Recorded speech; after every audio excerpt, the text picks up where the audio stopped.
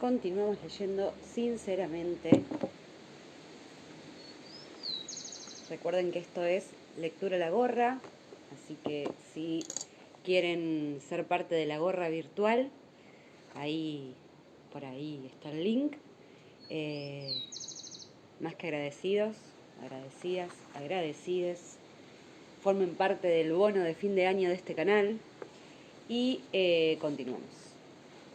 Estamos en página 183.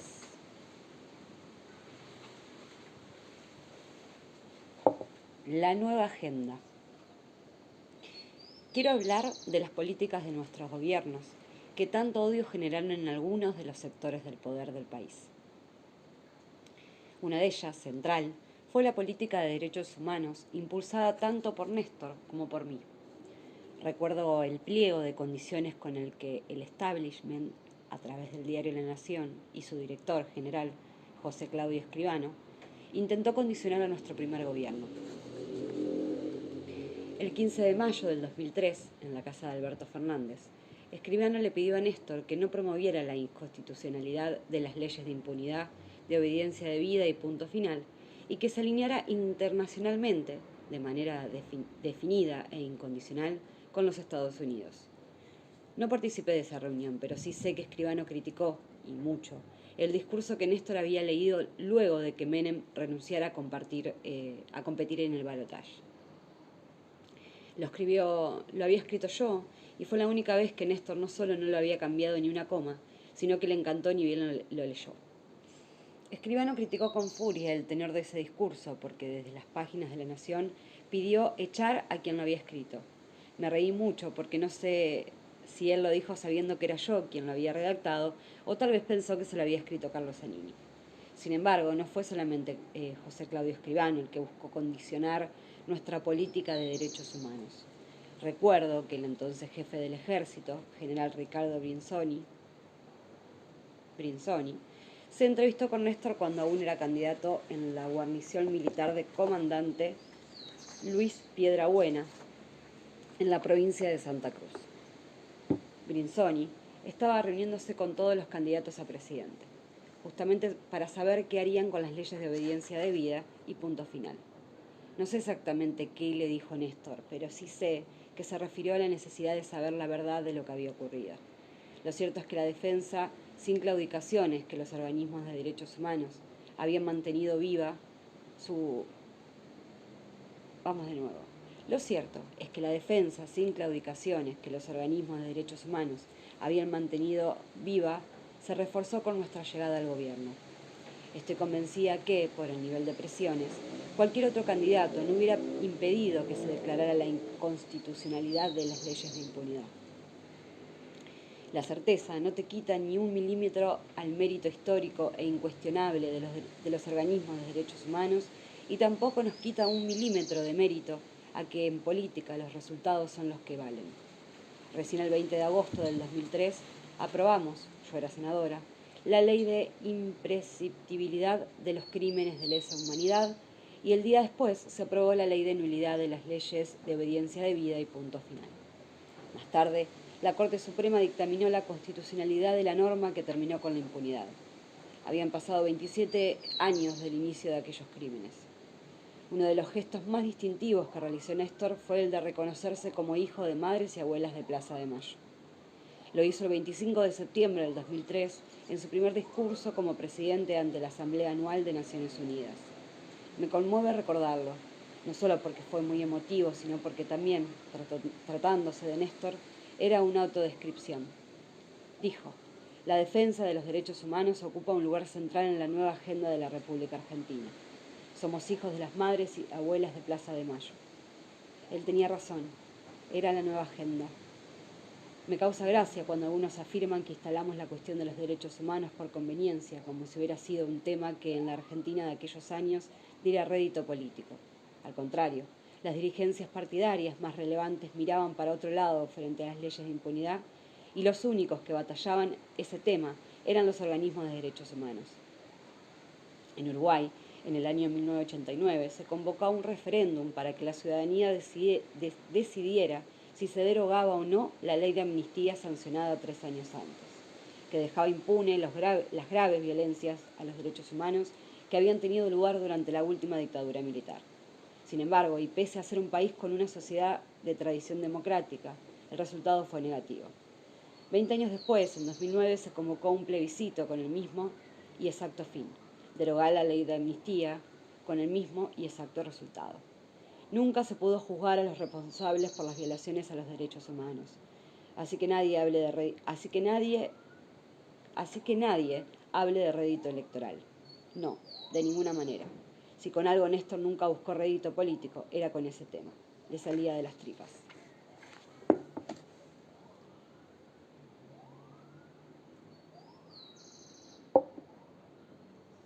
Pero esas palabras, en Naciones Unidas, reconociéndose hijo de madres y abuelas que marcaban un hito provocador.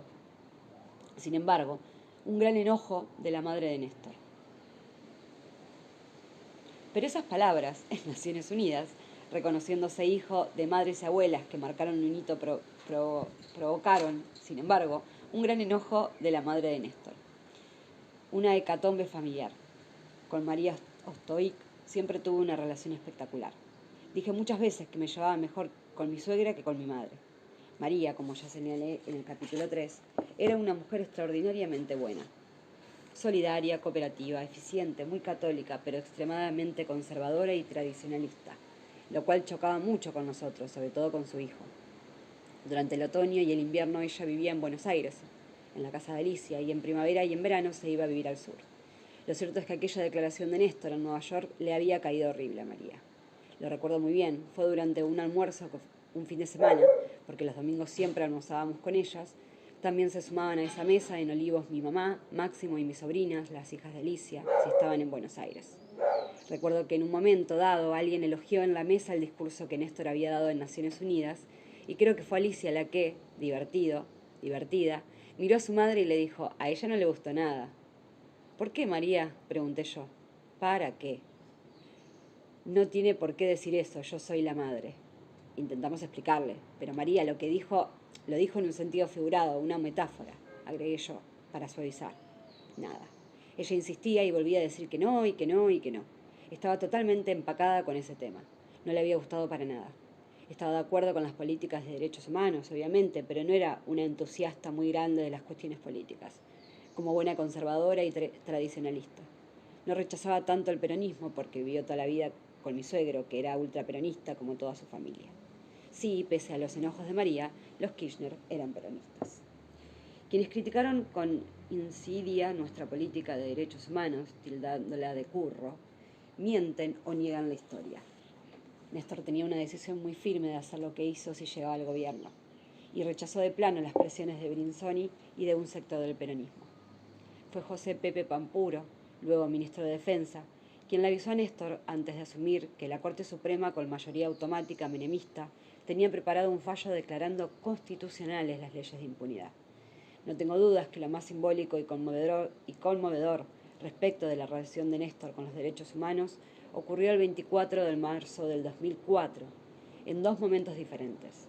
El más simbólico, por la mañana temprano, en Campo de Mayo, cuando le ordenó al entonces comandante y jefe del ejército, Roberto Bendini, que bajara el cuadro de los genocidas Videla y Viñone, que habían sido directores del colegio militar y estaban colgados junto a los de los otros militares en la galería, donde se recuerda a quienes dirigieron la institución. El más conmovedor fue al mediodía, cuando se recuperó la Escuela de Mecánica de la Armada, la ESMA, para destinarla posteriormente al Museo de la Memoria. Para confirmar que la cuestión de los derechos humanos no buscaba rédito político, basta recordar que para aquel acto Oscar Parrilli había invitado a todos los gobernadores. Decidieron no asistir. Ese día, en un acto multitudinario, Néstor pidió perdón a todos los argentinos por los crímenes cometidos por el Estado. Aún recuerdo aquel discurso en donde parecía hablarse a sí mismo y a los que ya no estaban. Queridas abuelas, madres, hijos, cuando recién veía las manos, cuando cantaban el himno, veía los brazos de mis compañeros, de la generación que creyó y que sigue creyendo en los que quedamos, que en este país se puede cambiar. Fueron muchas ilusiones, sueños. Creímos en serio que se podía construir una patria diferente y también cuando escuchaba hijos. Recién vimos la claudicación a la vuelta de la esquina.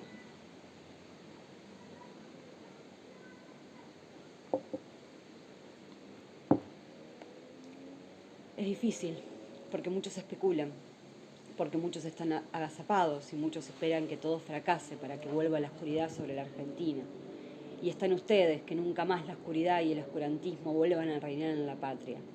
Las cosas hay que llamarlas por su nombre, y acá, si ustedes me permiten, ya no como compañero y hermano de tantos compañeros y hermanos que compartimos aquel tiempo, sino como presidente de la Nación Argentina, vengo a pedir perdón de parte del Estado Nacional por la vergüenza de haber callado durante 20 años de democracia por tanta atrocidad.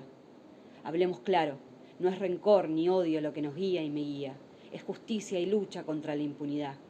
A los que hicieron este hecho tenebroso y macabro de tantos campos de concentración como fue la ESMA. Tienen un solo nombre, son asesinos repudiados por el pueblo argentino. Por eso, abuelas, madres, hijos de detenidos desaparecidos, compañeros y compañeras que no están, pero sé que están en cada mano que se levanta aquí y en tantos lugares de la Argentina, esto no puede ser un tira y afloje entre quien peleó más o peleó menos, o algunos que hoy quieren volver a la superficie después de estar agazapados durante 20 años, que no fueron capaces de reivindicar lo que tenían que reivindicar. Yo no vengo en nombre de ningún partido, vengo como compañero y también como presidente de la Nación Argentina y de todos los argentinos. Néstor estaba muy emocionado. Recuerdo que lo criticaron por no haber reconocido el impulso a los juicios de las juntas militares realizados durante el gobierno de Alfonsín. Te dije que lo tenías que escribir, le remarqué ese mismo día por la tarde. Él en ese momento no me contestó nada, pero después reconoció públicamente lo realizado por Alfonsín. En los días previos a aquel acto yo estaba segura que Néstor se iba a conmover muchísimo. Lo sabía y se lo había dicho. ¿Por qué no escribís el discurso? Te vas a poner nervioso, te vas a emocionar. Pero él no quiso, no hubo forma de convencerlo y finalmente sucedió lo que había anticipado. Si se mira la filmación de ese día, se lo puede ver muy nervioso, casi posesionado, con sus manos apretando fuerte el atril, transpirado y agitado, muy turbado. Para él fue algo muy fuerte. Como ya conté, durante muchos años tuvo pesadillas persecutorias de los años de la dictadura. No era fácil para nadie volver a visitar aquellos años de terror y dolor, y menos para él. Recuerdo que cuando estaba sentada en la banca para tratar la anulación de las leyes de obediencia debida y punto final, me acordé del diputado socialista Alfredo Bravo, encarcelado y torturado durante la dictadura por Camps y Echecolás. Alfredo había muerto el 26 de mayo del 2003, el día después de que Néstor asumiera como presidente, y pensé que era una lástima que no hubiera podido ver, por apenas unos meses, la declaración de inconstitucionalidad de las leyes de impunidad. La primera vez que me senté en una banca para tratar la anulación de las leyes de obediencia debida y punto final fue en 1998. Ese año Alfredo Bravo, que integraba el FREPASO junto con Juan Pablo Cafiero y otros, había presentado un proyecto de ley declarando la anulación de las leyes de obediencia debida y punto final. Y me acuerdo que convocaron a una sesión especial en la Cámara de Diputados. Solo fuimos una veintena de diputados y no se pudo reunir quórum. Los peronistas de Santa Cruz estaban todos. Después de aquella sesión frustrada, Alfredo me comentó con mucha amargura, teníamos una excelente relación, que cuando presentó el proyecto contra las leyes de la impunidad, fue duramente increpado por Graciela Fernández Mengíe, entonces estrella fulgurante en el firmamento de la política argentina. Después de ganarle las elecciones parlamentarias de 1997 a Chiche Duhalde, en la provincia de Buenos Aires, encabezando la lista de la Alianza. Me contó que estaba muy fastidiada y que se lo reprochó duramente, diciéndole: con ese proyecto lo único que vas a hacer es perjudicar mi candidatura a presidenta. Graciela Fernández Mengíe, cuyo hijo aún continúa desaparecido, se había transformado en una gran candidata política a partir de su actuación como dirigente de derechos humanos. Cuando me tocó sentarme por segunda vez para tratar la anulación de las leyes de impunidad, tuvimos éxito. Néstor ya era presidente y fue uno de los momentos más importantes que viví como legisladora. Recuerdo esa sesión en la que dije que felicitaba a los organismos de derechos humanos, fundamentalmente a las madres y a las abuelas, porque si yo hubiera sido una madre a la que le desaparecieron el hijo y supiera que lo habían torturado y tirado al mar, no sé si hubiera sido tan buena como ellas, que siempre pidieron justicia con los mejores modos. Reivindiqué su ejemplo y ratifiqué que era muy difícil ponerse en el lugar de una madre que había perdido a su hijo en esas circunstancias trágicas. Creo que fue un punto de inflexión en la historia argentina. Sin embargo, nada fue comparable con la emoción y el alto voltaje político que tuvieron las repercusiones de la ESMA y el pedido de perdón de Néstor en nombre del Estado. Pueden pasar muchísimos años, pero jamás voy a olvidar ese día. Hacía un calor infernal, se derretía la tierra y me había vestido de blanco y con ropa liviana para estar más fresca. Como dije, le había pedido varias veces a Néstor que por favor escribiera el discurso y que lo leyera. Me volvió a decir que no, una y otra vez. Para ese día en la ex ESMA no quiso que nadie lo ayudara. Ahora que lo veo con la perspectiva del tiempo y de la historia, creo que quiso dejarse llevar por sus sentimientos. Me acuerdo que ese día hablaron en el escenario miembros de Hijos. Así conocí a Juan Cabandier. Recuerdo que cuando cantamos el himno vi que se levantaron todas las manos con los dedos en B y me recordó a épocas anteriores. Tuve la sensación de que me desvanecía, sentí que me estaba por desmayar. Hacía muchísimo calor y además estaba muy nerviosa. Fue muy fuerte. Si bien ya conocía la ex ESMA, porque la había recorrido un tiempo antes junto a un grupo de sobrevivientes, ese día fue completamente distinto. Como ya conté, él pronunció ese discurso con muchísima emoción. Estaba como desencajado. Néstor era una persona que se emocionaba mucho, pero todo lo que tuviera que ver con esa etapa de la historia, con la generación del 70, que le recordaba a sus compañeros, a momentos de su juventud, lo afectaba terriblemente. Por eso le habían insistido tanto en que leyera su discurso, y creo que también por esa misma razón él no lo quiso hacer. Había tomado la decisión de no leer y decir lo que sintiera. Y así fue nomás, dijo lo que sintió. Hablaron 3 hijos recuperados ese día, pero el que más me impresionó fue Juan Cabandier, que había nacido en cautiverio en ese lugar. Ese mismo 24 de marzo, después del acto, almorzamos en Olivos y cuando terminamos de comer le dije a Máximo que todavía no había hecho la visita. ¿No querés ir a conocer la ex ESMA? Y como dijo que sí, fuimos esa misma tarde. Para mí, esa vez fue la visita más dura. Cuando llegamos, uno de mis secretarios que había acompañado en la otra oportunidad no quiso entrar. Dijo, no, yo ahí no entro más. Esa tarde éramos 4 o 5, íbamos caminando por las calles internas, en silencio. Todo me pareció tenebroso, porque la primera vez que fui había entrado con algunos sobrevivientes y mucha gente, hablaban todos y contaban sus historias. Estaba Víctor Basterra, si mal no recuerdo, también Nilda Manú Actis Gorreta. Y como era un grupo muy grande, con ruido y voces, no me impresionó tanto. Quizá la novedad de ver por primera vez el lugar y los sobrevivientes, no sé. Pero la segunda vez, ya conociendo el lugar y la historia, los espacios donde había sucedido todo, y al ser nosotros tan pocos y callados, el silencio se tornó insoportable. Me angustié mucho. El sol se filtraba por las hojas de los árboles dejando algunos lugares oscuros, en las sombras, y cuando entré por segunda vez a aquel lugar siniestro, sentí que se me venía encima todo lo que había pasado. Fue horrible. Sentí un frío en el cuerpo que no había sentido la vez anterior. Ni volví a sentir la tercera vez que fui cuando inauguramos el museo. En total debo haber ido 5 veces a la ex ESMA, pero ninguna fue como esa tarde del 24 de marzo del 2004. A lo mejor también había quedado muy impactada con el acto y el discurso de Néstor de esa misma mañana, o tal vez me afectó tanto porque estaba con mi hijo que había nacido en 1977, cuando ese lugar funcionaba a pleno. Máximo estaba en silencio, no decía nada, miraba, escuchaba, mientras le iba explicando todo lo que me habían contado los sobrevivientes en mi primera visita. En un momento le dije, mirá, acá nació el chico que habló hoy a la mañana. Ese chico al que me refería era Cabandier. Para mí todavía no era Juan. Máximo me preguntó cuál de todos y le dije el que habló último, el de pelo cortito y ojitos claros. Acá nació. Y le expliqué. En ese mismo cuartito, al que en su momento le decían la maternidad. Fue muy fuerte.